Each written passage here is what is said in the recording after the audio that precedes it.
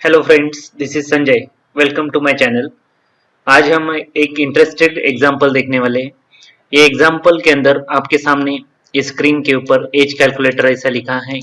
ये as calculator के अंदर हमें यहाँ पर डेट ऑफ बर्थ है और यहाँ पर आज का टुडेज डेट है।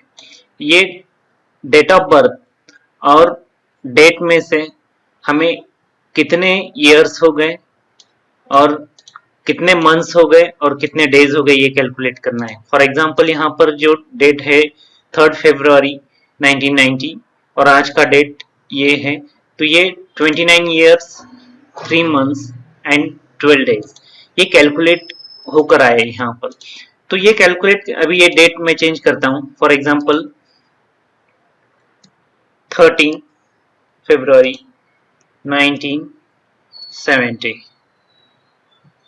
तो ये 49 ईयर्स 3 मंथ्स 2 डेज।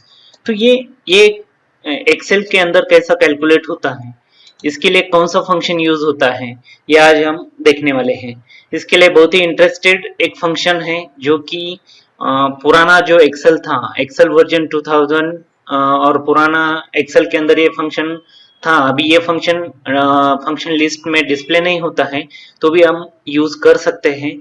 तो ये कौन सा फंक्शन है, तो ये फंक्शन का नाम है डेटेड इफ। तो ये फंक्शन जो है यहाँ पर देखो, ये फंक्शन है dated if in bracket start date comma end date comma unit, ये इसका सिंटैक्स है। तो हमें ये अब ये करके देखते हैं कि क्या एक्चुअली ये कैसी फंक्शन यूज किया जाता है।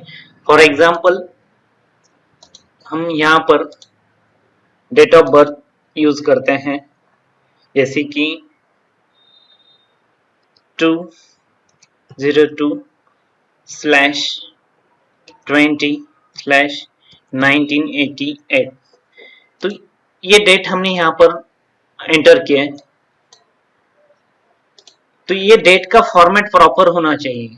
अगर ये डेट फॉर्मेट में नहीं है, जनरल फॉर्मेट में है, तो ये कैलकुलेट नहीं होगा। तो ये केयर यहाँ पर करना है।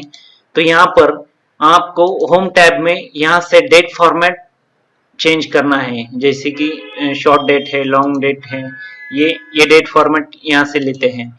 तो मैं यहाँ से, आप यहाँ से भी ये डॉट के ऊपर अगर क्लिक करके डेट फॉर्मेट ले सकते हैं, डेट।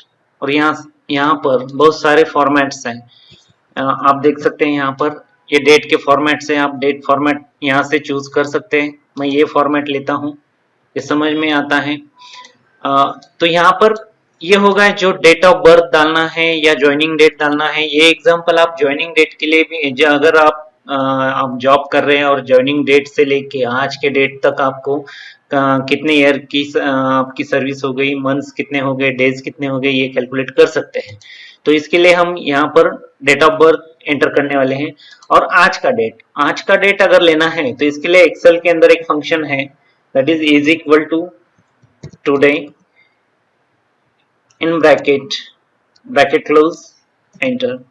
ये आ गया हमारा आज का डेट। ये दो डेट हो गए, start date end date.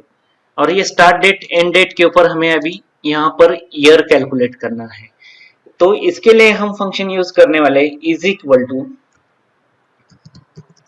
Dated if in bracket के अंदर पहला जो सिंटैक्स है हमारा, ये है स्टार्ट डेट यानी ये जो डेट ऑफ बर्थ C4 के बाद कॉमा, नेक्स्ट सिंटैक्स है एंड डेट यानी आज का डेट कहां पर है, ये यहाँ पर है D4 के अंदर कॉमा। और लास्ट में सिंटैक्स जो है ये है यूनिट यानी क्या हमें ईयर्स कैलकुलेट करना है। तो ईयर्स कैलकुलेट करना है, इसके लिए सिंटैक्स के अंदर हमें लिखना है double quotation Y quotation close bracket close and enter.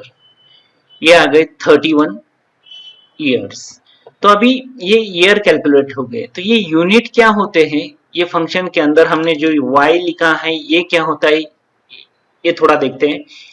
तो यहाँ पर ये है, यहाँ पर सिंटैक्स है जो लास्ट में हमें फॉर्मूला के अंदर यूनिट लिखना है, तो कौन से यूनिट हम लिख सकते हैं। y जो अगर डबल कोटेशन में y लिखते हैं तो नंबर ऑफ ईयर्स कैलकुलेट होके आते हैं, और अगर मैं m लिखता हूं डबल कोटेशन के अंदर तो नंबर ऑफ मंथ्स कैलकुलेट होते हैं, और अगर d लिखता हूं तो नंबर ऑफ डेज कैलकुलेट होते हैं।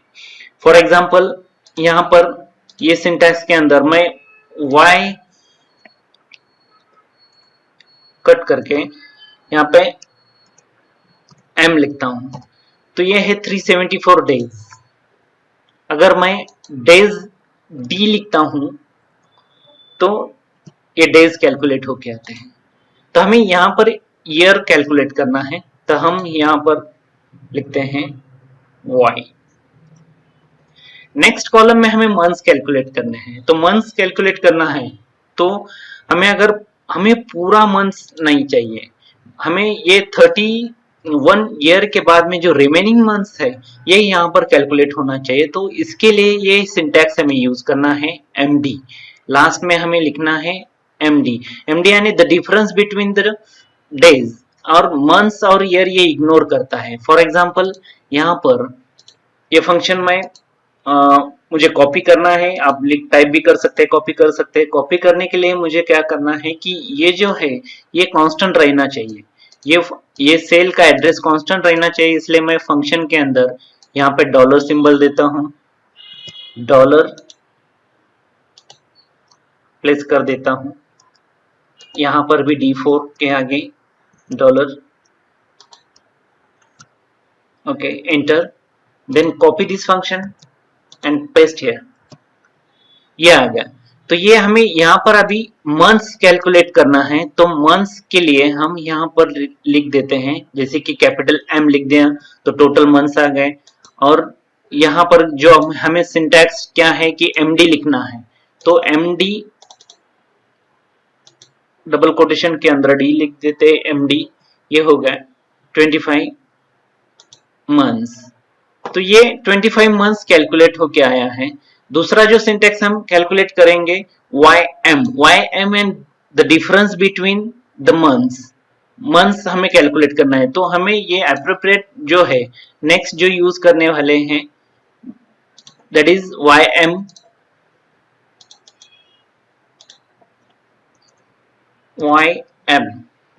ये हो गए 2 मंथ्स। तो इस तरह से हमने मंथ्स कैलकुलेट किए हैं। तो ऐसे ही डेज कैलकुलेट करते हैं। तो डेज कैलकुलेट अगर करना है तो उसके लिए वही फॉर्मूला कॉपी कर लेते हैं और यहाँ पर पेस्ट कर देते हैं। तो ये फॉर्मूला के अंदर यहाँ पर हमने मंथ लिया था, लास्ट मंथ जब कैलकुलेट किया तब last in this video we will calculate days. We have to write D for days, YD, enter 85 days, यानी 31 year 2 months and 85 days। तो ये YD syntax यानी YD difference between the days, year and dates are ignored। तो इस तरह से हम years calculate कर सकते हैं, मंथ्स कैलकुलेट कर सकते हैं, डेज कैलकुलेट कर सकते हैं, और ऐसे हम यहाँ पर इस तरह से ये सिंटैक्स यूज कर सकते हैं। तो YD और MD यानी मंथ हमें इग्नोर करना है और डेज कैलकुलेट करना है। तो इस तरह से ये यहाँ पर 2 days, 49 year 3 months and 2 days। तो गाइज इस तरह से हम एज कैलकुलेट कर सकते हैं, सर्विस कैलकुलेट कर सकते हैं, 2 डेट्स के अंदर का डिफरेंस हमें कैलकुलेट करना है तो ये फंक्शन हम यूज कर सकते हैं।